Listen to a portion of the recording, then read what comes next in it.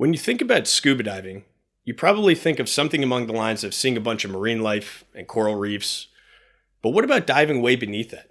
Way beneath the surface in caves completely devoid of light, where it's so dark you can't even see your hand an inch away from your face. So far below the surface that marine life might not even exist. Cave diving is not for the faint of heart. It involves diving miles into underwater caves into areas that humans quite possibly have never been to. And these aren't your typical caves either. These are caves that can be so narrow that they need to be measured in inches rather than in feet. So narrow that the potential of dying from either running out of oxygen, getting stuck, or the cave collapsing are all very real possibilities. In fact, more people have died exploring underwater caves than climbing Mount Everest. I have with me today Jill Heinerth. Jill's career spans over 3 decades and has taken her around the world in search of remote areas completely untouched by humans, and often by any other living species for that matter. More people have been to outer space than to some of the regions that she's dived underwater. She is credited with being the first to dive both the deepest and longest caves known to exist. She's also the first to ever dive in the ice caves of Antarctica, reaching further into the underwater cave system than anyone else before her. So, Jill, thank you so much for coming on. Really thanks for having me. It's great to be with you. Of course. And I just finished reading your book, Into the Planet. It's exceptionally well written, and it outlines your entire journey from foregoing a successful graphic design firm in hopes of, aspiring to this cave diving career that you've accumulated. You talk about your house getting invaded. You talk about kind of the transformation of going from like a pupil to a master and how you started exploring bigger and better, more remote caves to ultimately find your purpose and your passion and to inspire others, particularly women who wish to make the most out of their career. So let's kind of start there. What would you say is the biggest takeaway that you want people to have when they read your book? Oh boy, I think that fear plays a really important role in our lives, and if we don't address fear, then it can govern our lives in very negative ways too. So, although I speak about fear mostly from what I've experienced in underwater caves, we're all fearful, right? I mean, this world is a pretty scary place these days, but I believe that we have to step into that fear and experience it and allow it to, guide us in ways that move us forward to make new discoveries and explorations. What would you say is like the allure? Like what initially brought you into this sport, if you want to call it a sport, but it's so much more than that. But what is the allure of it? Because for people who are claustrophobic, it's definitely not for them, Sure. I'd imagine. Yeah. I mean, I was always a curious kid, and I was always an explorer as a result. But I was also that kid that built a fort inside the cupboard underneath the kitchen counter. Or like I did actually like kind of dark, cozy places to, build my little forts and stuff. So I don't have claustrophobia. So I'm not like most people. And if you feel claustrophobic when you think about underwater caves, that's okay. That's natural. And that's probably smart. But caves are, rather abstract. And the way I like to describe it is that, wherever you live on the surface of the earth, anything you do on the surface of the earth can soak into the ground and travel in between the grains of sand and silt and soak into the ground like a sponge. I just work in places where that sponge is just big enough for me to fit through and explore. And there's something about the fact that some of these places, like no human has ever been to ever. So when you're down there and you're seeing these rock layers that are so old and so, essentially prehistoric, it must be just this otherworldly experience. Like, do you ever have this sense of like going through time, like a time capsule feeling or anything? Or Absolutely. Yeah. I mean, I recognize that I have this rare privilege of going to places that nobody's ever been to, and in all likelihood, nobody else will ever follow, and bring back, pictures and information. And so, yeah, that fills me with awe and wonder. I mean, I sort of, pinch myself for these opportunities that I have, but I feel a sense of responsibility too, to share these things, because I think there's a lot going on inside the planet, a lot going on just beneath the surface that we need to pay attention to. Yeah, for sure. And part of your background was in fine arts and graphic design. So how did you end up parlaying all of your educational background and your career background into underwater photography to share those moments that, again, like you said, you're probably the only person to ever witness that. So how did that transformation happen? Yeah. As I said, I was a real curious kid, so I was interested in a lot of different areas of study. I mean, always been interested in science and geography, and yet I'm an artist. And so when it came time to go to university and to think about what I should take at university, certainly, the forces around me, the family and society were pointing me in directions towards, science and STEM, basically.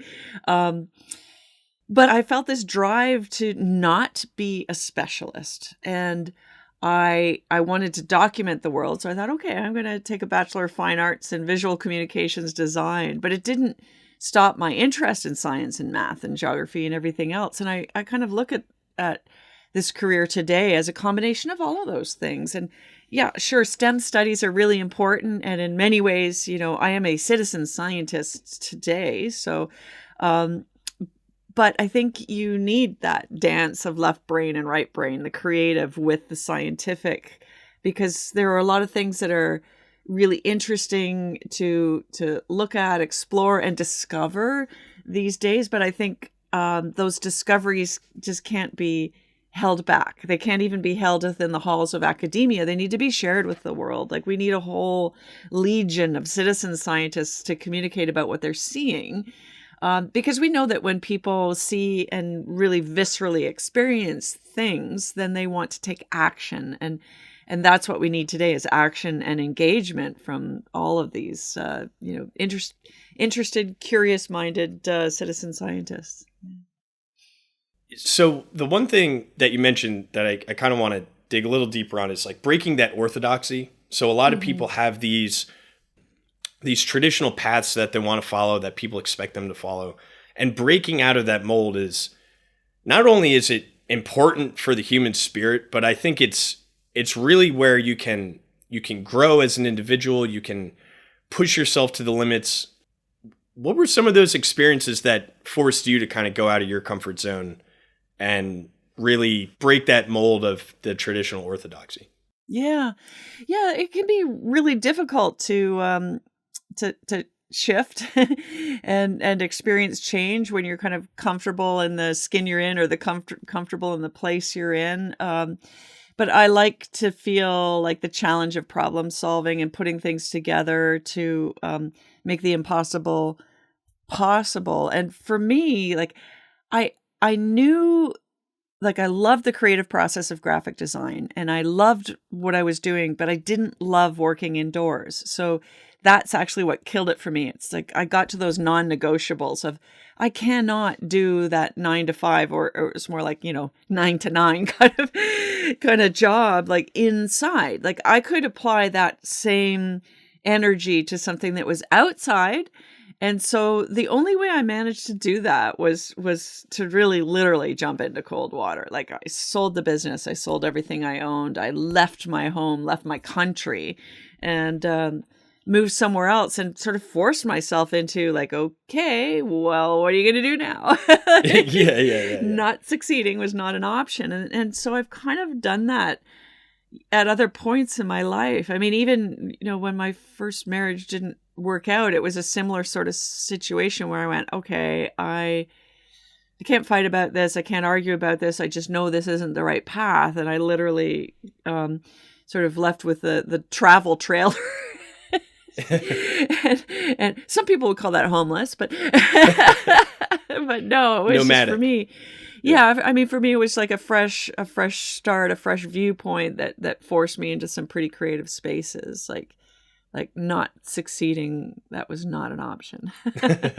You learn more from your failures, I feel like, and it gives you a new perspective. I mean, even to that point, I think you would agree Paul taught you a lot and got you and kind of expanded your worldview in the beginning, so you can always take the best parts from all of your experiences. And I think what you were even touching about before about the left brain, right brain, and like connecting all these ideas and not being a specialist but being more broad, like that really gives you a comprehensive view of any subject that you're trying to undertake. Yeah. I mean, there has to be a certain maturity about like life experiences and setbacks and relationships and everything else. I mean, it's no secret that although my marriage didn't work out with Paul, my first husband, we're still good friends and support each other and want the best for each other, right? Like, I mean, relationships serve you at some point in your life. So even if you leave them later because they don't serve you well, there was still a reason why you fell in love and did great things together. And so you should respect that. And the same thing with like setbacks or what people might term as failures in business or whatever else. It's like, okay, this happened. I can't change that. But the good, the bad, and the ugly that brought me to this point served me well in terms of a learning situation. It's like, am I just going to like, give up and walk away from all of this? Maybe. But maybe I can find the little roots and shoots that still want to grow, and I can nurture those to move forward. So I don't like the word failure. I like to think of it as discovery learning. I think it's all progress. And we have to be honest with ourselves about the fact that every experience that we've had in life, good, bad, and everything else, builds who we are today. And so, moving forward is just a sum of those experiences. Yeah, definitely. And something that someone told, actually a previous guest on the show said, was failure is to not even try. Yeah. And so it's not, there's a speech that I really like by Teddy Roosevelt. I've said this a million times on the podcast, so sorry for all the listeners out there.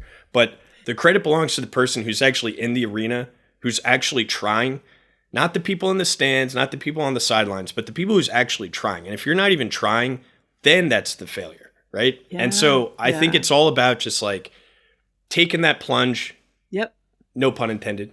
And then just trying to just push yourself to the limit, Absolutely. Like my favorite one is Winston Churchill, who says that courage is simply moving from one failure to another without losing enthusiasm. Oh, that's great. Yeah, I love that. I never heard that one. I like that. Yeah. And one thing that I really respect about you in particular is it seems like you've always kind of had this chip on your shoulder where you just want to prove everyone wrong. And that has like really propelled your growth in monumental ways. And I think for a sport that is a very male-dominated sport, you've not only broke all these records, but you just smashed all these records. And you don't really want to be known as like the best female cave diver. It's like you are the best cave diver, period. And so I think that's really inspiring to a lot of women around the world who look to you and see like, wow, look what this person's done. So what was your experience like in that kind of situation? And what do you hope to convey to other people who might be in a similar situation? Doesn't necessarily have to be gender related, but just people who have always kind of been the underdogs, I guess. Yeah. Yeah. I mean, I certainly experienced both sort of overt sexism as well as unintentional bias that exists in every aspect of society and every, sport or avocation. And in my youth, I guess that would have affected me more profoundly, like especially in the early days of the internet when you sort of believed that everything that someone said was true. And so that used to hurt me and cause me anxiety. And so maybe with the wisdom of age, I recognize that those comments or acts aren't about me. They're about the person, the sexist or the racist or whatever else. It's not about me. It's about their own insecurities. And so I truly believe in my heart of hearts that anyone is capable of anything they put their mind to with hard work and effort, and that those opportunities should be available to all, regardless of, gender, cultural background or whatever else. And so, yeah, I guess I'm a lot more comfortable when I, hear things like that happen. Like, it's like, yeah, right. Or watch me. But I do want to convey that to younger people because I do know how much that can hurt or hold you back, don't let it. You've got only one life to live, and you've only got yourself to be responsible for. So have integrity, move forward with authenticity, and the rest of the stuff is just noise. Yeah, it's a lot of, I mean, it even goes back to what we were just saying, like those people who aren't, like, who are you, the cyber warrior, to tell me, like, I'm the one who's going and risking my life to do this stuff. So, like, you can go shove it, like it's a lot of just, it's a lot of noise. It's a lot of ridiculous. If my activity bothers you, just go on someone else's feed. Yeah. Right.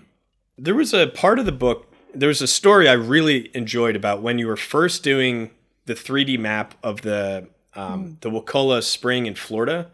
Yeah. And speaking of the internet trolls of the time, I guess a big reason why that when you were planning this route, you wanted to map the entire underwater cave system of that area, and it was going to show where there were freshwater aquifers and like how it affects different wildlife. There was a whole bunch of scientific usefulness of doing so, but you faced a lot of resistance from, I guess, the regulatory bodies, and the reason was because of essentially just like jealousy from other cave divers in the area for one reason or another. And they gave you 48 hours to essentially map out a prototype for this agency, and your team faced setback after setback after setback, but ultimately you got the job done. I really love that story. So 2 questions. One is not really a question, but just maybe for anyone who hasn't read the book, just walk us through like that whole experience and that whole situation, because that was really the highlight of the book for me. And then also, what would you say is like you took away from like a leadership standpoint? Because something I've noticed about leaders in general is their resiliency and their ability to stay calm under pressure. And that, I think, was really I mean, you have a lot of examples, but that particular example was one that resonated with me. Yeah.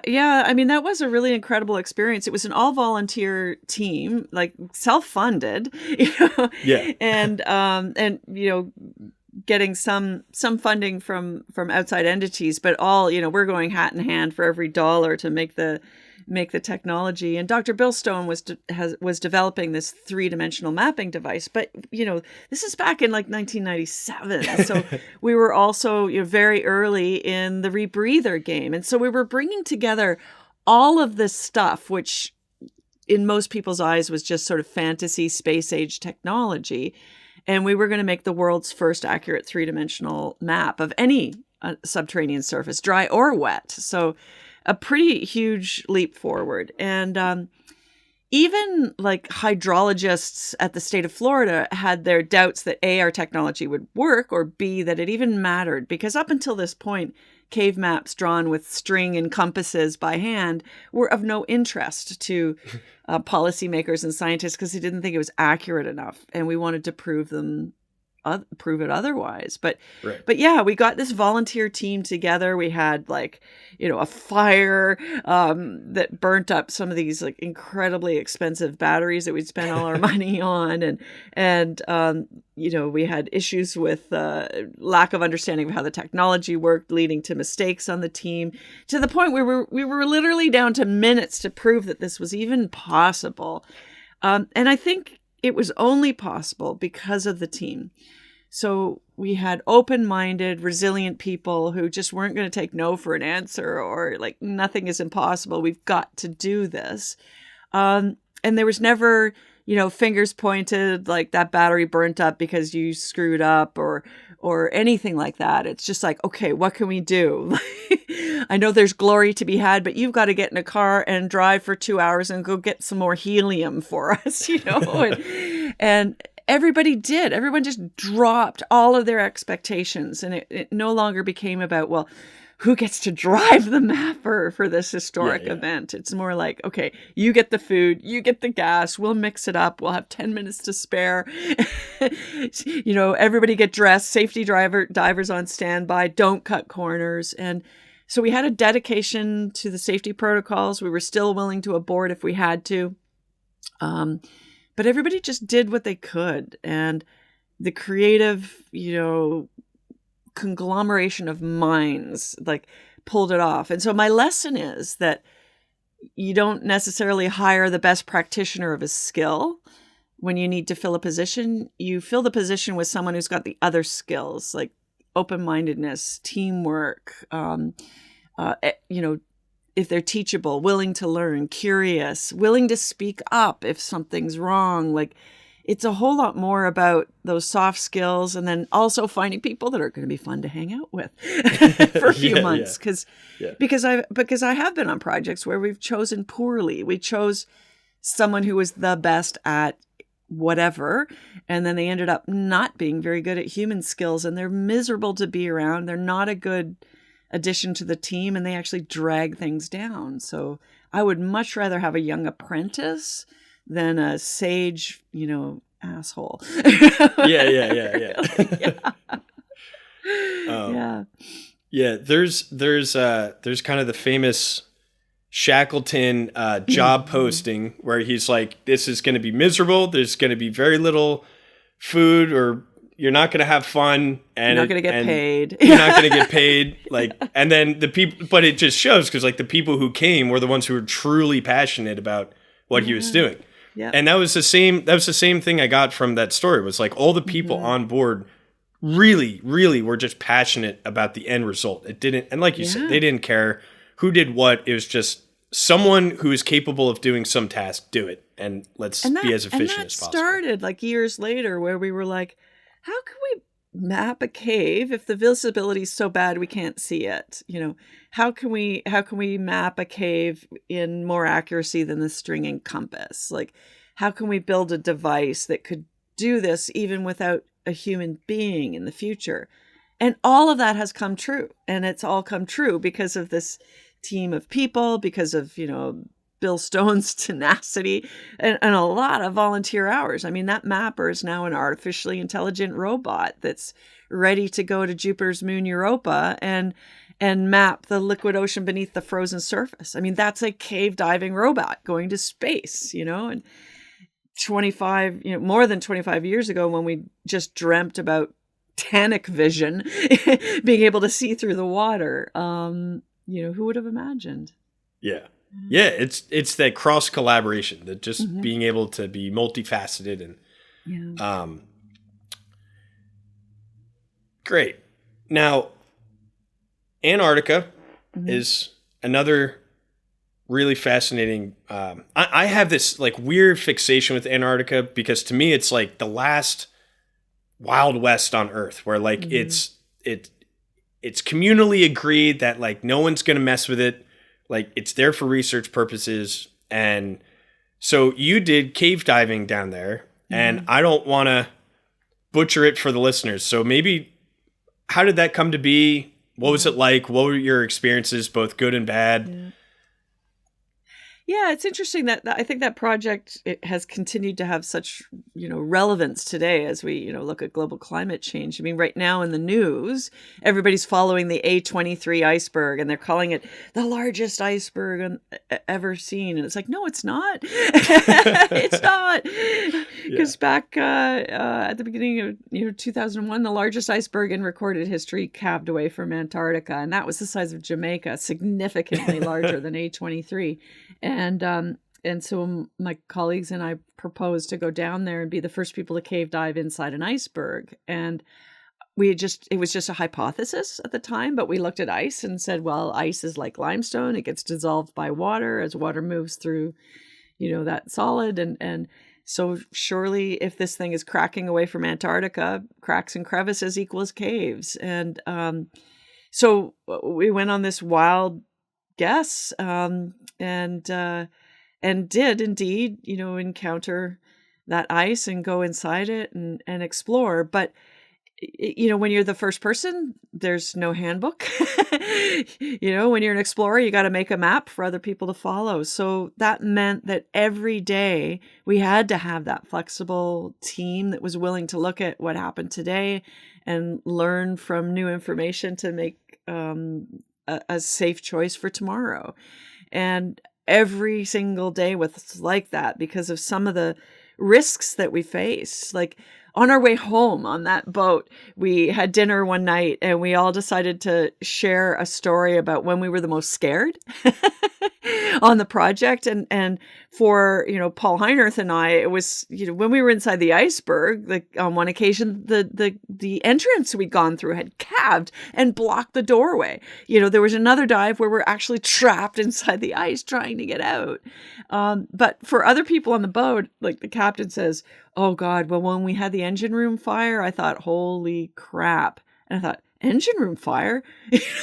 When did that happen? Or, the first mate's like, "Well, we did a roll in the boat," that I remember, that was greater than the limit of the inclinometer on the boat. So this little needle that goes one swing, left or right, port or starboard, to show how much the boat is rolling, like heaving on its side. And we exceeded the maximum roll where we should have capsized. So 60-foot seas, unbelievable stuff. But everybody had a different story about when they were most frightened. And what was amazing is that there were things that occurred that I had no awareness of when someone thought their life was in danger. So that actually shows a really good crew that an existential threat occurred, the problem was solved, and then it didn't matter anymore. So we didn't even talk about it because we had other things to deal with. Yeah. Because I do believe that was probably the most dangerous thing I've ever done, but I'm so happy I did it, because I think that at the time I was told that my, discussions and conclusions about, climate change and sea level rise were too political to discuss, that they have a lot of value. I mean, we know now today that water, moves through cracks and crevices in icebergs and glaciers, and that in some cases it's actually lubricating glaciers to move faster off of, land and into the water. And that's where you get sea level rise from. So I think the whole hydrodynamics of understanding ice and water is critically important to seeing how quickly we're losing ice on the planet. Yeah. I'm glad you brought those two incidents up in Antarctica, because I think that a very important characteristic someone needs to have is compartmentalization. And it speaks to not knowing the other quote unquote fires that were going on at the time. So for anyone who doesn't know, like, how, I guess logistically, like, how did those incidents happen? And like, how did you push out all of the distractions and just focus on the immediate task at hand so that you guys would survive? Because that is like the ultimate goal is to survive. Yeah. I mean, in any situation, whether it's a threat of being trapped inside an iceberg or whether it's just, fear of, maybe you're putting an edgy, interesting, fresh proposal on your boss's desk and you're not sure how well it's going to be received. Fear happens for, many reasons. It might be a sudden startling thing, or it could be something that grows over time. But what happens in fear is your respirations go up, your heart starts to race, and your brain just explodes into a million thoughts at once, chattering monkeys, as I've called them. And you got to stop that noise in your head. And for me, it's always been solved by just taking this really deep cleansing breath, like down, like deep into my hips, all the way up through my chest, all the way up into my neck. And as I'm taking that breath, I'm telling myself, emotions, you're not going to serve me well right now. And so I literally take the emotions out of my head, those chattering monkeys, and I say, shut up for now. And I take it out and I literally put it aside and say, I can't think about the big stuff right now. I can't think about the exit to the cave. I have to think about what's stopping me right now, right here, and deal with that smart little thing, that discrete step, and take pragmatic steps towards the ultimate success. So it's more important to focus on that little square foot that you stand in, focus on the here and now, solve that problem, celebrate, and then move on. And then after you've had your great success. You can bring those emotions back. You can have a little cry. You can have a big party, whatever you need to do. But it'll even give you better clarity on the situation. Absolutely. Absolutely. But in the moment, they don't serve a purpose. Yeah. Yeah. Yeah, you said like your 1 foot square, or I call it like my 4 foot window. Like everything that's in this 4 foot window is all I should care about. You can change. Yeah. Yeah. It's a very important thing to be able to compartmentalize it. Speaking of the big picture stuff, a lot of, and you touched on this already, but a lot of the climate implications and a lot of the scientific goals that have come out of a lot of your expeditions are existing through today. Now, this book was written, I think 3 or 4 years ago. Mm-hmm. So my question is, since then, what have you been up to? What is like, what scientific directions have you gone? Yeah. Have you took more of like the getting the info out there role, or do you still like to do dives and a little bit of just everything? Give us a status. Yeah. A little bit of everything. And that's because if you choose to lead your life as a cave explorer, then you got to have your hands in a lot of different things in order to put food on the table. So I do a lot of corporate keynote speaking and a lot of, outreach to kids and things like that, and still writing and filmmaking. In fact, just this past week, we released the trailer for Diving into the Darkness, which is a film that's been made about my life. Really? Which is kind of exciting. Yeah. It's that's awesome.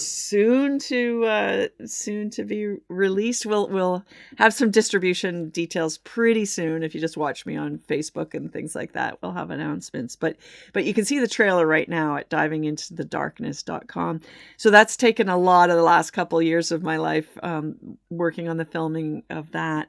But I'm also working on some really cool science in the Ottawa River cave system here in Canada, which is Canada's longest underwater cave system at about 10.5 kilometers.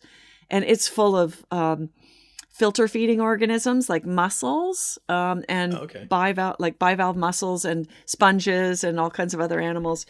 It's a horrible little tiny, dark, low visibility, high flow, not pretty cave, but I'm so excited about what I'm learning about all of these filter feeding organisms, and so I've become a really quick study in malacology so that I can work with a partner from the Canadian Museum of Nature and describe this network that is an unbelievable ecosystem resource, providing like filtration of incredible volumes of water within the Ottawa River watershed. And then that, of course, leads to the St. Lawrence and the ocean. So, yeah, I'm really into that right now. A lot going on. Yeah. Well, that's very exciting. And I will try to promote the new film to the best extent I can.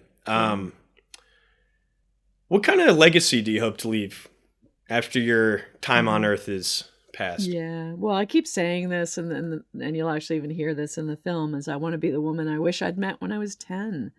As a 10-year-old, I did not have like the female role models doing the kinds of things that I'm doing today.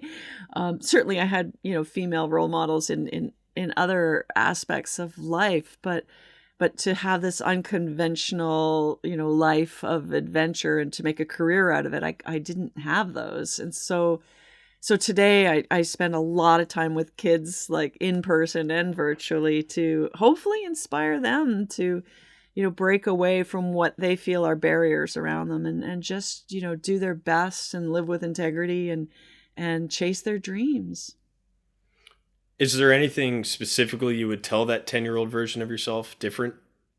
Yeah, just know that nothing's impossible, and just focus on yourself and your own development. Awesome. I have one last question.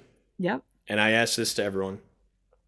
How do you personally define adventure? Oh, well, that's interesting. My husband would say that just going to Walmart with me is often an expedition. Because oftentimes things change path, and although we were meant to go to Walmart, we end up in the middle of the woods in a boggy marsh or something. So how do I define adventure? I think anything, outside, it's outside for me. Adventure is always outside and exploring the natural world, I would say. That's great. Yeah.